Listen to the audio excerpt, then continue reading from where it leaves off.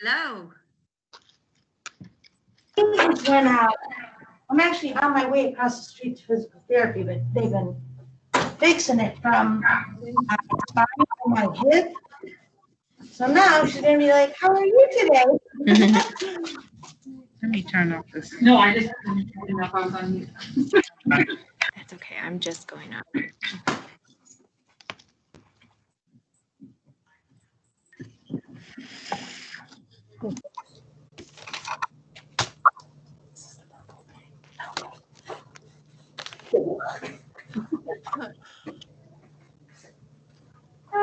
This is not enough wine.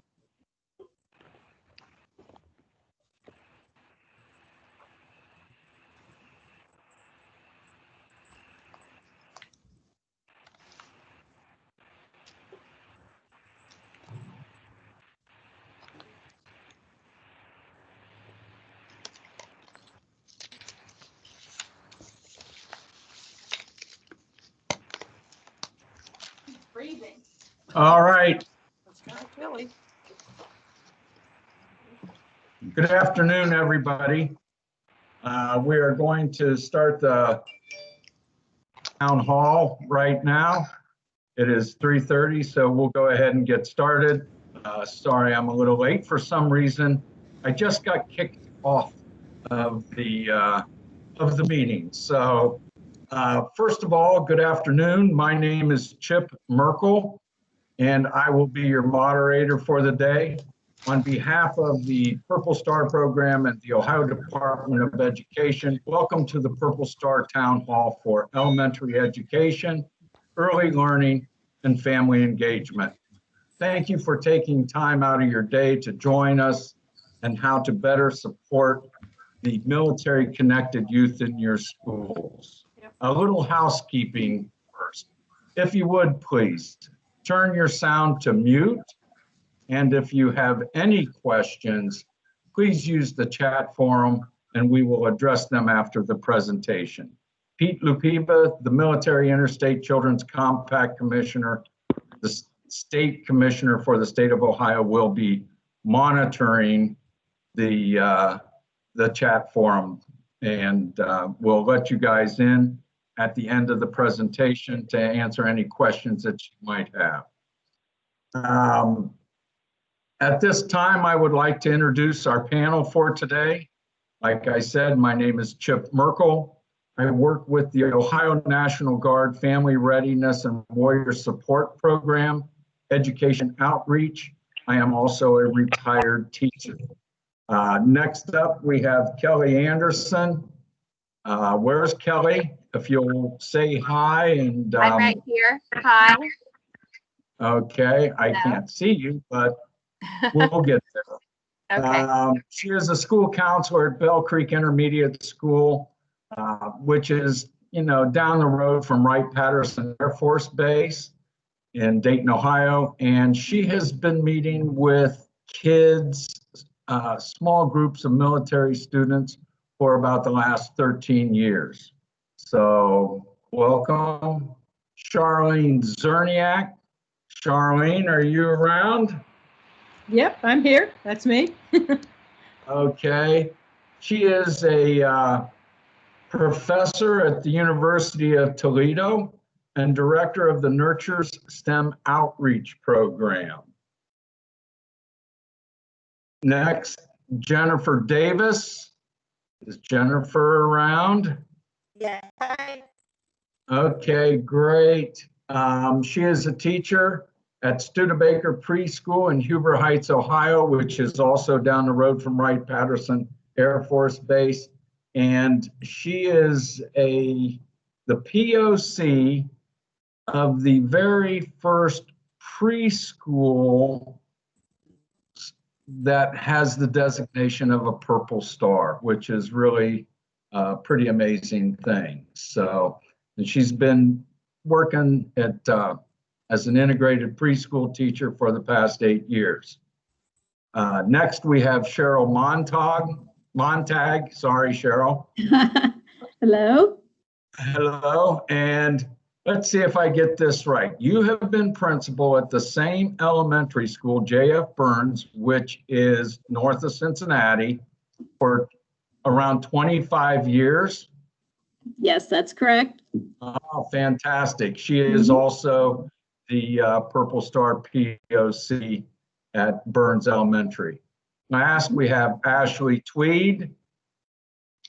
And Hi, everyone. Ashley is an intervention specialist at Belleville Elementary School, grades 4 and 5, which is kind of in the Mansfield area.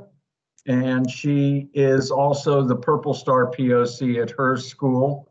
She is also a member of the MIC3 State Council and a member of the Purple Star Advisory Board. So that is our panel for today. Before we get to our actual presentation, I want to give you a little background about the Purple Star here in the state of Ohio. It was launched at the National Museum of the United States Air Force in 2016, which is located on the Wright-Patterson Air Force Base. And right now, we currently have 324 Purple Star schools here in the state of Ohio. And the amazing thing is that the Purple Star Award is now being replicated in 12 other states, and there are a few other states that are in the process of getting that done. So with that, we'll go ahead and get started with our presentation. You know, one of the things that I do is I travel around the state of Ohio and I meet with school districts and schools and let them know about resources and programs available for the military connected youth. And the amazing thing is that most of the schools I meet with have no idea who they are. So probably one of the most challenging things in dealing with military connected youth is identifying them. So, you know, what I'm curious is, how are you doing it? And we'll go ahead and we'll start out with Ashley. How do you guys identify the military connected youth at Belleville? Well, everyone, I am in a school district with a close proximity to the 179th Airlift Wing, which houses mostly Air National Guard servicemen and women and their families. And one of the main ways we identify our families is through our emergency medical packets that we send home with our students at the beginning of the year. I have an insert, a card, and it just simply asks if they're military connected and in what way. And that gives me a baseline information starting point, and then I contact the family. Another way, because it is a small school district and small town, is by word of mouth. I've been stopped on the soccer fields at my kids' practices and introduced to families who have kids that are either coming up through our preschool or families that have moved in. So our own military connected families who I've been working with for the past few years are great advocates for our program, and they're all about getting support to other local families. Fantastic. Cheryl, what about at Burns Elementary? Okay, one of the biggest ways that we do connect with our families is each year, and we have been doing this for over 20 years, we have a Veterans Day Parade. It started 20 years ago with 7 veterans, and we are now over 100 veterans walking through our parade. And this year we're going to be doing a drive-through parade for our Veterans Day parade. The students will be outside and we'll have our veterans coming through the parking lot. So that's a little bit different here, but through these many years, we've been collecting the names of all those families and friends that have been a part of our Veterans Day Parade. And that's one of the biggest ways that we will identify our veterans that we want to support throughout the year. The other pieces that I do to keep the information going and to have identification is to put this information in our school newsletter and social media. So that's the biggest ways that we do it. Oh, fantastic. Thank you. Jennifer, what about at the preschool? How do you handle that at the preschool? here is the registration packet. There's an insert in it that asks if there's any military affiliation, which parent is. You're breaking up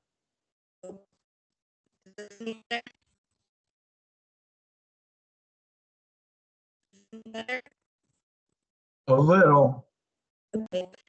We're very lucky in our registration packets for all of our students. There is a flyer that says, "Do you have any military affiliation?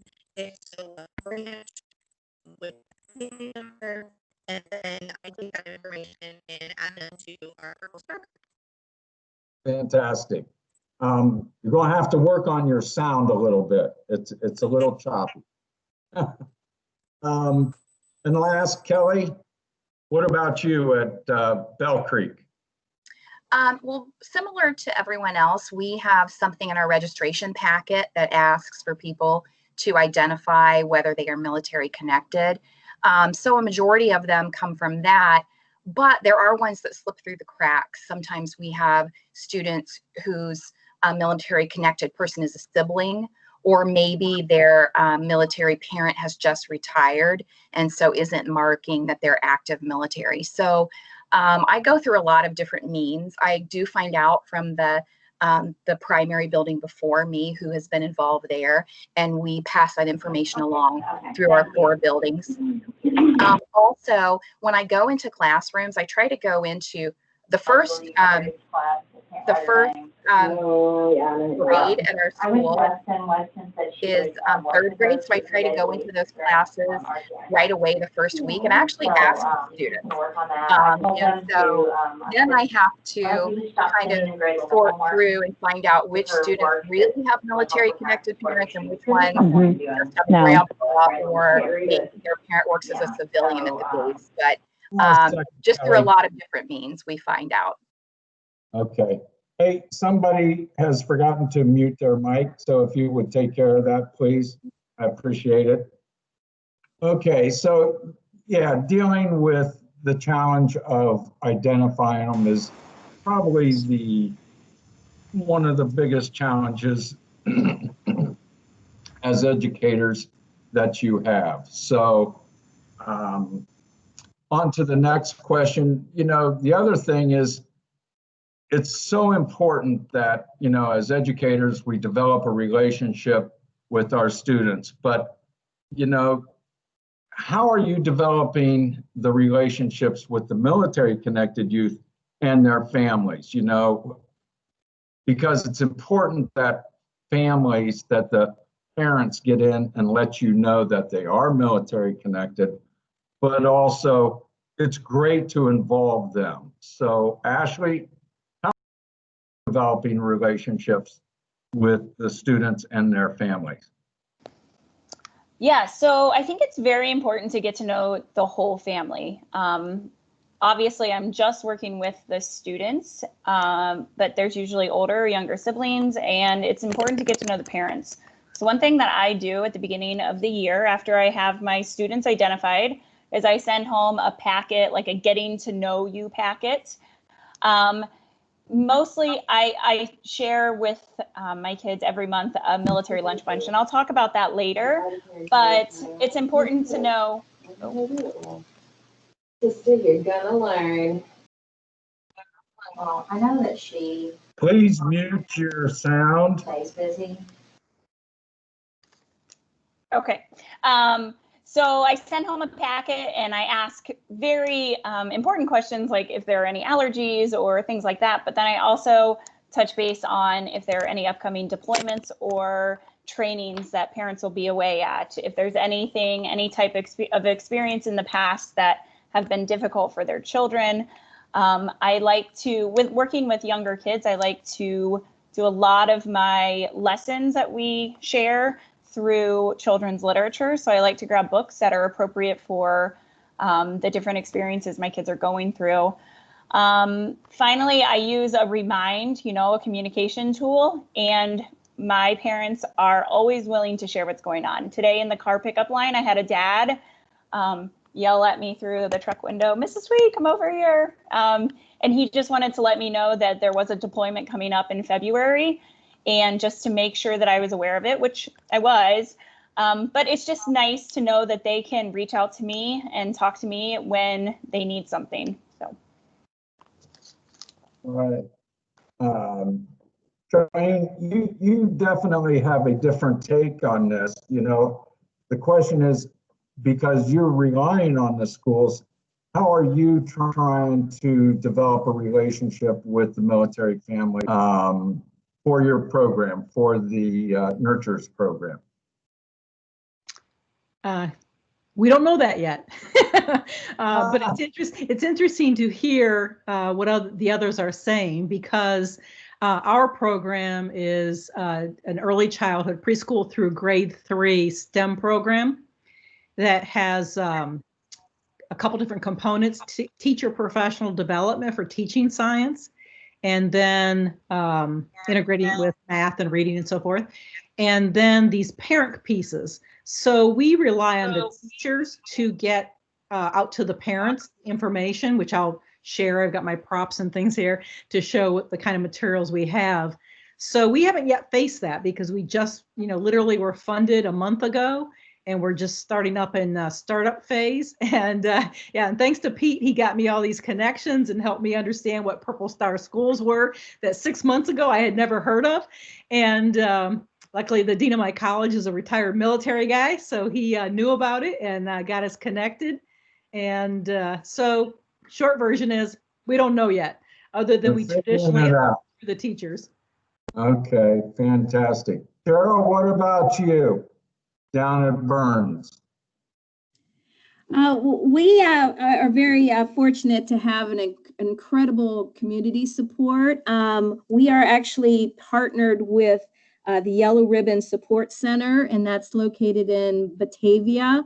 And we definitely do all kinds of activities centered around the community and outreach programming. And one of the big programs that we do is we put together care packages, but we use we collect Halloween candy after Halloween, and that is used in the packaging of these care packages. And this is all centered around the support of the Yellow Ribbon Support Center. And that's through Keith Maupin, Matt Maupin's father, who runs that center. And we have just had a wonderful partnership with them. So we not only working through the families at the Kings Local School District, this is all around the Claremont County, Warren County, and Hamilton County area. So we feel very fortunate to have that support, and that we're able to outreach and help others around the tri-state area. Oh, fantastic. Jennifer, what about at the preschool level? You got the little kids, I imagine that your connection with the parents and the family is really huge. Yeah, I'm very lucky. We do our drop off this year where everyone through the same process. So I see all of our kids every day, unless they're students with us. But only half of our students are eligible for a bus. And then we have family field trips when COVID isn't happening, where I get to see them, and we get to interact with families as well as their children all together. And I do a newsletter, and we're similar COVID appropriate to Google Meet or something along those lines as well. Okay. Kelly, what about at Bell Creek? Well, I'm the school counselor here, and so I run our new student orientation program. And so that's usually where my relationship with the families start. Every year we're having new military families come in, and then families leave. And one of their biggest concerns when they're moving into a community is their children transitioning into the school. So through the orientation program that I do before school starts, I really get to meet them and build relationships with them. And then, they have more kids that come through, and then also through some of the activities that we do. Last fall, when we were able to have a military appreciation football game, the music teacher and I put together a military kids choir We were high on numbers, maybe short on talent, but it was really cute anyway. And that really got the parents involved, wanting, to see their kids on the football field singing God Bless America. And so through events like that, and when I'm able to meet them face to face, that really helps build that relationship and that trust. And then they feel comfortable letting me know when there's a change happening in the family, whether it's a deployment or a parent is coming back or some other kind of thing. They seem to feel really free to talk to me. So I think the time that I invest in those things really pays off in my relationships with them. Fantastic. So next, you guys have mentioned about, community involvement. And have you noticed if there's been an increase in community involvement in your relationship with the community since you have become a Purple Star school? Ashley? Yeah, definitely. So before we were Purple Star School, we still did huge Veterans Day breakfasts and celebrations, and that brought a lot of community members into our school. Now that we're a Purple Star School, we're still doing some pretty cool things for our veterans and getting those community members in. This year, we're doing a think COVID-style birthday drive-through, but for veterans. So veterans are driving through, we're standing on the side and waving. So we get to share things that way with our veterans, but we've also received a lot of support from our AMVETS Post 43 here in Belleville and the American Legion. They've both gifted us dollars for our group to sponsor our lunch, help with field trips. And we were also gifted, or we won a grant. We were awarded a grant last year from the Richland County Foundation, which is a nonprofit here in Richland County. And that provided a huge amount of resources for us. So the word is out, and it's really great to see people in town and ask when they see me, they ask about how my military students are doing, how the Purple Star kids are. And we got to walk in our 4th of July parade 2 years ago. And so we made a big sign and we walked and we wore our shirts, and we were like, the kids were like the local celebrities. They gave us the best group parade participants. We have this big trophy in our trophy case. So community support in a small town, it's been great. Oh, fantastic. And Cheryl, what about you guys? You do the, your big parade at Veterans Day, but is there anything else that that comes to mind as far as your relationship with the community? Yes, and definitely. We, again, we had talked about the Veterans Day Parade, but I did want to mention the highlight of our Veterans Day Parade is we have a World War II veteran who is 100 years old, and he has been our Grand Marshal on our Veterans Day Parade for at least 15 years of those 20 years that we've had the parade. And he walks at the beginning of the parade, he walks through the entire hallways, and he is truly honored and respected, and the students just think he is the biggest hero in the world. So we are very excited every year to have our Grand Marshal as our World War II veteran. And so that's a highlight. But definitely another piece of the component is that support of the community. After having had our open door policy for our veterans, we have several times a year where our veterans will just come up for lunch.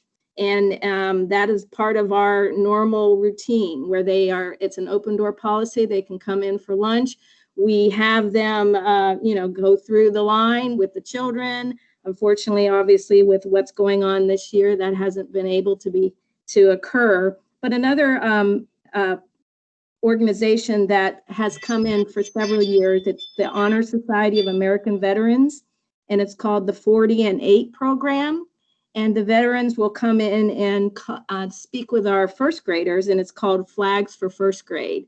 And that has just been a wonderful opportunity for our veterans and members of the American Veterans Association to come in and talk to our students about the importance of patriotism and all the exciting things that go along with supporting our military. And so that's another program that we definitely bring in. Again, we felt for the most important part of the school and the encouragement of bringing our veterans, wanting them to know that they are always welcome every single day if they'd like to come to our school. And that has been the hardest part of this year, is not being able to have them in, at any time of the day. So they're excited to be involved. We also have a watchdog program, and some of our veterans will come in and do some activities with our students. So those are a couple of the other programs that we run. Fantastic. I would imagine that you also open up your lunches to any of the students who have a sibling or a parent that's currently serving, and if they wanted to come in for lunch, that would not be a problem. Absolutely not. That's All right. exactly right. Fantastic. Jen, what about at the preschool? Last year we held a Veterans Day breakfast. That was really fun. We invited our veterans and then current and active duty military to come in, and all of our students did face masks, so some did handprint flag, some of them did different drawings, and then we animated all of them and had them play masks. We got to take them with them. It was really kind of neat just to see everybody interacting and having a chance to be with each other, not necessarily, but for breakfast. Our teacher was wonderful and catered it for us. So that was a lovely breakfast. And then we have done our high school, who is also a World Star, does a military person appreciation football game. So Okay. Fantastic. Okay, Charlene, I was wondering if you could take a few moments and explain what the Nurtures program is and how it can benefit the military-connected youth. Sure, I'd be glad to. As I mentioned earlier, it's a program that just was funded by the Department of Defense. And although we've been running it 9 years in Northwest Ohio and Southeast Michigan, and it's a preschool through grade 3 program that has two components: teacher professional development, and that's composed of a summer institute for 2 weeks in person to date, and then coaching and support during the academic year. And then we have a family outreach component. And the family outreach component has a number of different aspects. One, this is where my props come in. One is what we call community events. And teachers put on these events, but we supply all the materials. They come in a real big box like this. I call it, it's sort of like the Blue Apron or Hello Fresh, kind of thing, where you get the meals and all the food. So the teacher gets all the materials, receives directions of how to set up the family event. And so there's a couple different things that come in each box. So there's different stations at the school. So they get all the directions of how to set it up. And then the families, when they arrive, get to go to these different stations, and the families get these, we call them event guides. There's these little flip sheets with directions. They're laminated when we give them to the family sometimes in pencils, where they can then record their scientific investigations. And then the second way that we have the family outreach is we have what we call these family packs. They come in canvas zippered bags, and they again have all the materials that a family might not have at home. And the idea is the teachers send them home, and in that bag, they get the materials to do a science inquiry. They get a little set of direction sheets that have what we call a newsletter that goes to parents that has all kinds of tips on how to do the activity. It has suggested children's literature books that you could check out from your local library. On the back, links to other websites. And then it comes with recording sheets where kids are then somehow recording their scientific investigation. And a lot of times the teachers have these come back to school so that they will have all the different kids, compare, well, how did your family's data compare to the other family? So in terms of how we're trying to reach out to the military families with this new project is that we, like I said earlier, we connected with Pete and we learned about the Purple Star schools. And so as we ramp up now through the DoD funding, we're hoping to reach out to schools within the Northwest Ohio area first, because we're going to do a face-to-face first, as well as Georgia and Alabama. And then in Washington, the state of Washington, the Lewis McChord Joint Base Clover Park Schools, a school there. And we'll be doing some in-person professional development for the teachers. And then what we're hoping to do is slowly through the 3 years of this funding to move it to a blended model, and then possibly a totally asynchronous model if it works out that way. That's part of the research, so that then we can reach teachers and kids throughout the country. I think we had letters of commitment from 10 different states that Pete helped us get who would be interested in this as we ramp up and try to get it out to military connected families.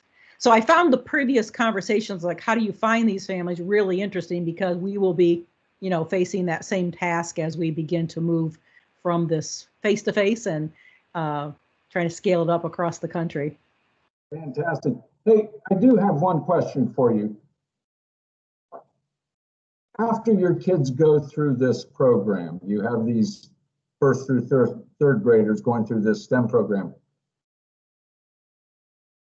Is it making a difference down the road in their later grades? Yeah, yes. We've got quite a bit of research that shows that the kids not only perform better in science assessments, but in reading and mathematics assessments. And so most of our work, like I said, was Northwest Ohio and Southeast Michigan. So we've used predominantly to date the Renaissance STAR test that Toledo Public Schools gives. And then because we went to Southeast Michigan and some of the more rural areas around Toledo in our last round of funding with the National Science Foundation, we moved to a test called Galileo and a preschool test called ELS and KELS. And we did find that the kids, again, continue to score higher in the treatment group who had the Nurtures program, or the teachers had the Nurtures program. The kids and the families got the materials I showed. And then we did a study this past year where we followed up with those children in Toledo Public Schools when they took the 5th grade state MAP tests. And so what we found was that gain continued to 5th grade. So even though they would have only had teachers in preschool through grade 3, they were still outperforming their peers in 5th grade in science, reading, and mathematics. Oh, wow. That's good. All right. On to the next question. We're also trying to support these kids in different ways. In your school, how are you actually supporting these students? One of the things that I always try to tell people is if you go to a round table here in Ohio and you hear how other people are doing, you're learning about new ideas, and you're going to take those back to your school. And, as educators, the one thing we do really well is we steal from other educators, other teachers, and adapt them to fit our own personal needs. So, what are you doing that's really special in supporting these kids? Ashley, we'll start with you. Thanks, Chip. Well, the first thing that we do at Belleville Elementary is our monthly military lunch bunch. So I meet with the kids pre-COVID. This year, we're not doing lunch bunch in person, but I'll talk about that in a second. So in years past, we've had a monthly lunch where all of the kids, we meet in a classroom, we share lunch, I provide that lunch, and then we have some type of activity. I always let the kids vote and choose the lunch. We've always ended up with either breakfast, tacos, or pizza. So the kids eat, and then we'll read books about if there's an upcoming deployment or if a parent is gone. I like to read them a story every month, and then we do some kind of activity. So if we have parents that are gone, we'll either get boxes put together for them, we'll make cards. Last year, we made decorations for the dining facility at the 179th for their weekend that they were all on base, and it was around Thanksgiving and Christmas. So we made decorations for the tables and the walls at the 179th. This year is a little different. I'm not allowed to have the kids meet for lunch, unfortunately. So we've been doing monthly Zooms. I just sent home packets and dropped off packets to our distance learners today. Friday is our Zoom lunch bunch. And I sent home Halloween bingo cards and candy for markers. And finally, my kids have buddies, so I partnered them up with another student, usually an older student with a younger student, just so they have somebody that they can talk to that is a kid and that has been through similar experiences. And this year we're doing postcard pen pals. So since they don't really have time to meet and talk during lunch bunch, or if they don't want to talk over Zoom, I made a whole bunch of postcards out of cardstock and sent home a bunch of postcards to all of the kids so they can do postcard pen pals back and forth. So finally, we try to do a military family field trip each year. Last year we weren't able to go on one because of the shutdown, but the year before we went to COSI, and then we ventured across the street to the National Museum and Memorial, Veterans Museum and Memorial in Columbus, Ohio. And we invited the entire families to come, all of the families to come. So siblings, parents, we got on a school bus, and it was an amazing day. So that's how I work with my families. All right. What about you, Kelly?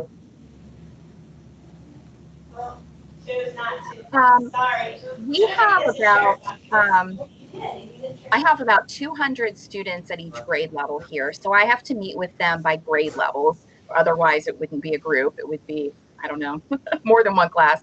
But we meet monthly by grade level. And I usually try to have a topic for each time with activities included that kind of get them talking. I have 3rd through 5th graders, so they're able to do that a little bit better. And some of the things they really like to talk about is, first of all, they like to talk about where they have lived. And so I have a couple activities that I do with them where we talk about the different places where the military has taken them. Almost everyone, all of the military students here are Air Force because we're so close to Wright Pat. And so they've been in a lot of the same places, and they love to discover that they have lived in some of the same places. And another thing that we do is other topics might be talking about kind of where they are in the deployment cycle, whether they're, you know, just coming in, or they're kind of status quo, or they're getting ready to leave. And that really helps them kind of try to identify with each other. So my whole goal for them is that, you know, to promote them feeling connected to each other. And that's not something that they're going to really get in the classrooms, to be connected because of the military, and because it's not a topic that comes up in classrooms. And then just to start conversations so that they can hear what others have been through, to kind of normalize the things that they've gone through and support them. At the end of the year, we always have students who are moving out. So I like to have the kids help us come up with like a survival guide for the students who are moving, for entering their new schools and things like that. That makes them feel really important because they're using their knowledge from their past moves to put these things together. We also do care packages for any parents that are deployed, and the kids come up with the whole thing. They come up with the ideas, and they bring in the items and make things, and we put it together, and they really like taking ownership of that. the ones of them that have done care packages before really feel important when they can contribute ideas of what a good things are to send and things like that. We were also supposed to do a field trip last year. It's going to be our first one, the primary building and my intermediate building. We were going to go to the Air Force Museum. We're so excited, but it was in March and it got canceled. So we're looking forward to the world opening up so that we can do that again. We also do some things outside of school. We have the Dayton International Airport here that participates in honor flights. So we've invited families to come and participate in the welcome home celebrations for the honor flights. And that's been a really popular thing with our families. Also, I do, the 5th grade is the oldest grade here. And so the last month that I meet with them, I do like a little graduation with them and for them going on to the next building. So those are kinds of things that make them feel connected and make them feel like they belong here. And we are still meeting now, even during COVID, although it looks a little bit different. So I don't know if you want me to talk about that now or later. We're going to get into that in just a few minutes on Okay. how COVID has changed everything. Sounds good. What about you down at Burns? Okay, many of the things that we've already discussed, I also do, but one of the things I wanted to share in addition to what we've already talked about was we also do obviously the care packages, but one thing that we added this year, which has also been pretty neat for our children to look at and be encouraged by, is we're adding to our care packages any of our students that are graduated from King's that are currently in the military academies. And so we're sending packages to them as well. And the neat part about the packages, as we've also said, is that we have our children deciding what they think they should have in those packages that we can send off to our military as well. But that the other piece to that we'd like to include is that each year we have what we call a wall of fame. And that is pictures that we put on the wall of any family, friends that are current military or active duty or, of course, retired. And we actually have a time for our children to do kind of a show and tell. So they bring in information about that family or friend that they can share with their students and their classmates. All right, fantastic. We're going to move on a little bit. The next is kind of a two-part question. And what a lot of people don't realize is that Ohio ranks in the top 5 for the number of deployments here in the United States. And my question to you is, how do you deal with deployments, the return, and especially now during COVID? So we'll go ahead and we'll start with Kelly first. Okay, so when we have kids who are deployed, or I mean parents who are deployed, I have 4 families right now who have a family member who's deployed. I really stay in close contact with teachers and with the parents to kind of keep an eye on them and alert us if there's anything that they see that seems different. And I also let the kids know individually that they can turn to me and talk to me if they're having issues. And I also try to talk to them, validate and normalize feelings that they might be having. And I've also found that I need to follow the lead of those kids. Sometimes I've had kids with deployed parents who don't want to come to the military kids groups. Maybe they were really involved in the past, but then while the parent is deployed, anything that reminds them is just a little bit too hard. So I honor that. And then I have other ones who really become very attached to our military kids groups and other activities. So I try to follow the lead of the child in that way. I have participated in several surprise reunions here at school, which are fun, but also, you know, totally tearjerkers.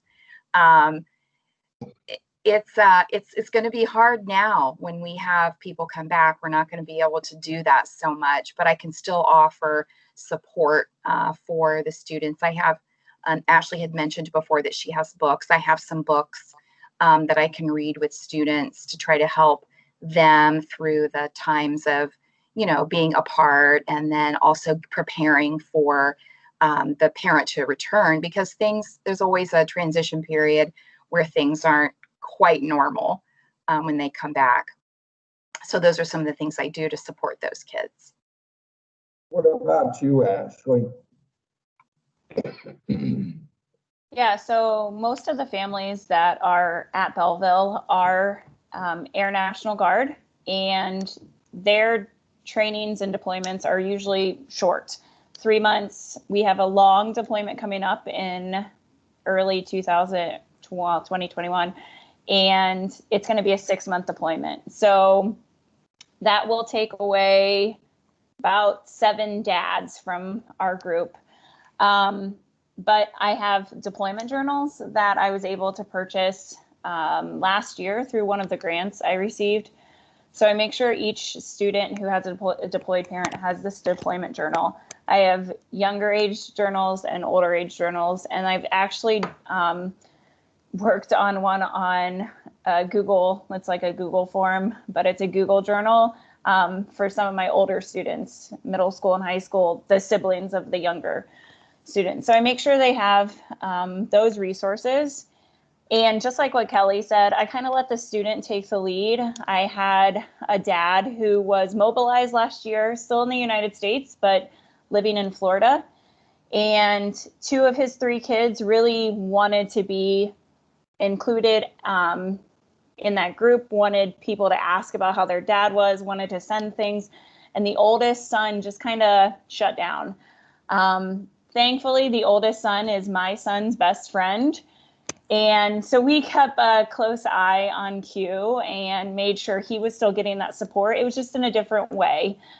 On a different story, I had a kindergartner. He's now a 2nd grader, but a kindergartner. When he was a kindergartner, his dad deployed for the first time. And it was a 3-month deployment. And Will was heartbroken. And our group knew it, and it was really amazing to see the older kids kind of take Will under their wings. In Will's family, they don't talk about, we talked about like doing candies and different things, how we could help Will count down the days, and his were sleeps. So he counted them in sleeps. So I would hear the kids in the hallway, "Hey, Will, how many sleeps till your dad comes home?" 72 sleeps. "Hey, Will, 50 sleeps. I know it's 50. I'm keeping count." So the older kids and the kids who had lived through this, like through a deployment, they were a huge support system. So I like to encourage that with the kids. If you've been through this and you know what these kids are getting ready to go through, talk to them, because I see that communication piece between the kids is a lot easier for the students. So those are just a few things. Have you ever noticed, to any of the panelists here, have you ever noticed any issues during the return? So I can speak on that. I had a group return home. The students were, the girl that I'm speaking about, she's a 5th grader this year. She was a 2nd grader.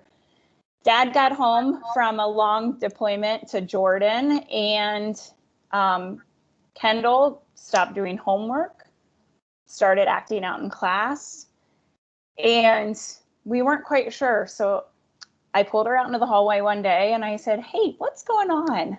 I said, how exciting is it that Dad's home?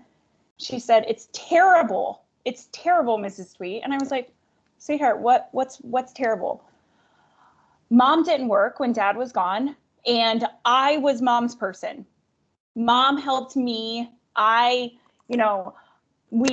She'd helped me with my homework, and we made dinner together, and Mom and Jake and I would do this and do that. And now that Dad's home, Mom's back to work and Dad's working. And when I get home, I have to do chores, and nobody's making dinner So her world got turned upside down. And even though dad was home and she was excited about that, she wasn't ready for that transition from what it was to what it turned into.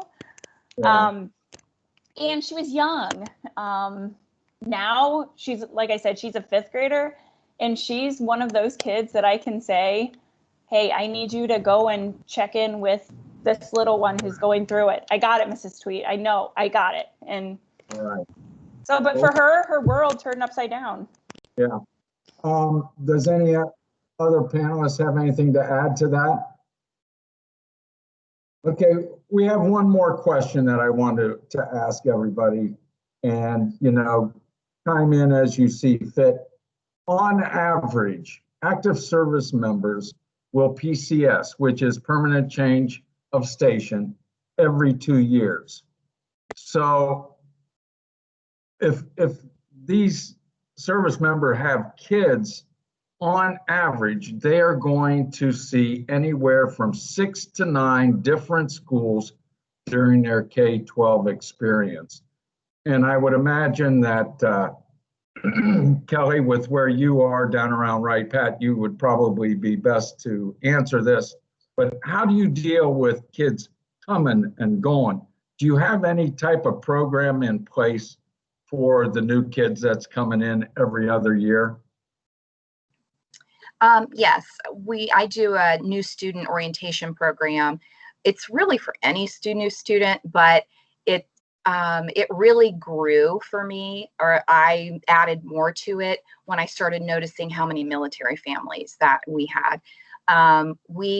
When I first started working in this building, which was maybe 15 years ago, we might have had 5 military kids in this building altogether. And now we've got about 60. And I've had parents tell me that, when people are getting ready to move, when they're getting new orders, that they're asking, where should we live? And a lot of times they're being told, live in Bellbrook. The schools are really good, live there. So we've just really increased the number of military families we have. And they're coming in and they're going out. It's usually about 3 years for ours. So we have a constant flow of them in and out. So I have added a lot of things to the orientation program to try to help with the transition for the parents and for the kids. So I have them able to come into the building. This year, we could only have the kids come in. We weren't allowed to have the parents come in. So most of my communication with them is through email. But normally I would have the parents and the kids come in and meet together, answer a lot of questions, have them meet kids, other kids who are new students and new military students, be able to see the school, do a lot of things to make them feel comfortable when they first start coming in. It was interesting last year. I had a student who started here, and he was a 4th grader, and we were maybe 4 weeks in, and his mom called me and said, he just doesn't want to do this again. He just doesn't want to put himself out there. He doesn't want to, he's just done it so many times, put the effort into meeting other kids and getting to know people and getting involved in activities. And he doesn't want to put the effort forth. And then, but he did faithfully come to all of the monthly military kids groups that we had. And like I said, I've got about 20 kids at each grade level. And then this year, he is like a completely different kid. He's actually, my husband is a 5th grade teacher here, and he's actually my husband's class. And he's like one of the most social kids in the class, friends with everybody. And so I'm really excited about how making those connections with the other military kids really helped him push through, a really hard time. Yeah. And then on the flip side of it, when we have kids who are getting ready to go, because they'll usually know before the school year's out, we're moving, they usually get, I don't know, somehow they're usually moving in the summer. And we, like I said earlier, we do like a survival guide for them to try to prepare them. And even if they've been through it before, just kind of hearing that other kids have gone through it and they've lived to tell about it, and they have advice for them, seems to help them maybe not feel so alone. We've also, we had one student who went to Guam, and the kids really wanted to connect with her. So we were actually able to do a virtual meet with her in Guam. The timing was really difficult to get down, but we were able to do it. And that was kind of neat, I think, not only for the girl who's in Guam, but also for the students here to see that, wow, you know, they're still, you know, we're still important here, even if we've gone. And one other anecdote is that I have had the same families a couple different times. For some reason, we have families that really like this area. I mean, I've lived in Ohio most of my life, and I'm not sure exactly why somebody would choose it, but it does seem like people who are retiring often choose to come back to this area. So I've seen some families a couple different times, and then I get like sort of the next generation of their siblings, and that's a neat thing, that continuity. Fantastic. Well, with that being said, there's a few minutes left to go. At this time, we can we'll field any answers, questions that you might have. So, Pete, take it away. Do we have any questions that for our panel? First question, are any of your schools involved in PBIS, positive behavioral interventions and supports? My school is. We do PBIS in our school.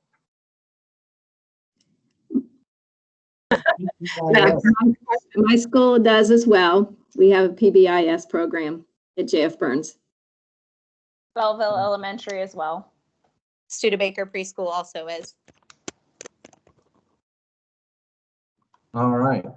Next question, Chip. Rhonda has her school up for renewal, the first group in the country to have reapplication of originally sponsored Purple Star schools. How will the professional development be set up? Similar to the first application, Chip? That's a real good question.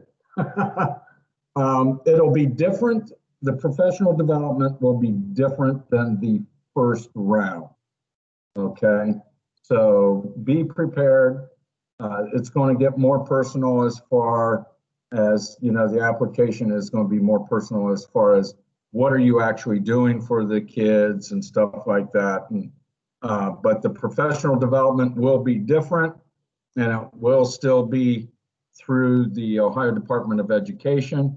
But you can also put down when you attend the roundtables or when you attend these town halls as part of your professional development also. They should be included with your application. I know Kelly's application will be about why I love Ohio, so count on that, Mrs. Anderson. Yes, it will. Absolutely, it will. Number one reason I love Purple Star. Jen, do you want to note anything? I know you had some audio issues. Jen Davis is Studebaker. Is it working any better? Perfect. Okay, Krista I'll Flair, switch to my go. phone. We've done a couple different programs here and just some different things. But one thing that we really like to do is that when any of our new families come in, we give them a tour of our preschool. And then if they are military affiliated, they're immediately introduced to me. So I get to meet them the first time they're in our building. And then we have done some things kind of like how Kelly was talking. We were planning on going to Wright Pat to the Air Force Museum as well, and then COVID. So unfortunately, we haven't gotten to do that yet. But I send out a newsletter monthly, and for some of our families who are newer, I put, there's a little section of it where it's fun things to do around our area, because some of them just aren't familiar with the area or things to do that are in close proximity. So like last month, I gave 2 pumpkin patch places to go that have like hay rides and pumpkin patches and all those type things. So I try and base it on things that are important around that month. And then when PBIS was asked about, we also do it. And I'm actually on our PBIS committee as well for our district. And so we've really tried to tie in some of our Purple Star activities with some of our PBIS different incentives and things. Like we have done different days like pajama day and things. And so we tried to tie in our pajama day with Purple Star when we were getting our reward, because it happened to be in that same week. So we made it a big week of not only did we hit a PBIS mark, but we were getting Purple Star. So we tied in how it was important and how our military kids not only were getting PBIS awards, but we were doing special things, and how it's important that all of our families not only are involved with the positive behaviors, but how some of our kids have different home lives and things just because of being military kids. So, and then in my classroom specifically, when it came to the deployments, I had a little girl last year who had been with me the year before. So when she was 3, and then she was with me for about half of the year when she turned 4, and they went to Japan. So it was going to be a huge change for her. They didn't know the area, obviously. And so we put together like a photo album for her of her and a picture of each one of her friends from preschool, and then with all of her teachers and any of the therapists she worked with. And so on her first day, she got to take that to her new school and show some of her new friends, like, this is the preschool I came from. And then we became pen pals with them. So now about once to twice a month, my kids will draw pictures and things, and we'll send them to her. Unfortunately, with the time difference, I've gotten to talk to her, but we send videos back and forth so that way our kiddos aren't up at random times in the middle of the night to talk to her. But they've stayed really close, and it's fun to see how, even as they're growing up and a whole year older, preschoolers change so much, but they still be like, we should call Cece and tell her what we're doing, or did you send her a video yet? Because I drew her a picture. And so it's really cool to see how they stay connected and the different things that they get to do. All right, So fantastic. there's been several questions in the chat box that have kind of sort of been answered in one way or another, but take a look and review the chat box when available. One of the notes was April is month of the military child.